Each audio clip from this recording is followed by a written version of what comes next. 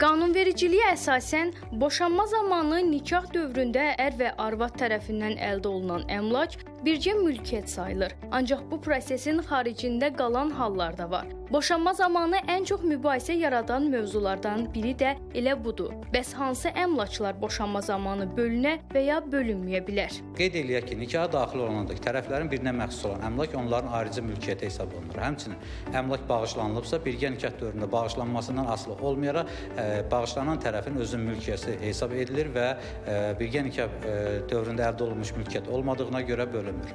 Yaxud da əmlakın ümumi qazanc hesabına deyil, şəxsi vəsait hesabına əldə olunduğu müəyyən olunarsa, bu halda da həmin əmlakın bölünməsi ilə bağlı iddia əsassız olacaq. Məsələn, nikahdan əvvəl xanıma ev bağışlanılıbsa və nikah dövründə həmin evi sataraq özünə avtomobil alıbsa, bu halda həmin avtomobil onun özünün mülkiyyəti hesab olunur və nikahın pozulması zamanı bölünməsi həyata keçirilməyəcək. Bundan başqa tərəflərdən biri miras yolu ilə əmlak əldə edibsə, bu onun şəxsi mülkiyyəti sayılır və nikah pozularkən bölünmür. Əmlakın bölünmədiyi digər hal isə birgə nikah dövründə alınan əmlakın uşaqların adına rəsmiləşdirilməsi və yaxud onların adına qoyulmuş əmanətlər olarsa, bu halda da nikahın pozulması zamanı əmlak bölgüsü həyata keçirilmir.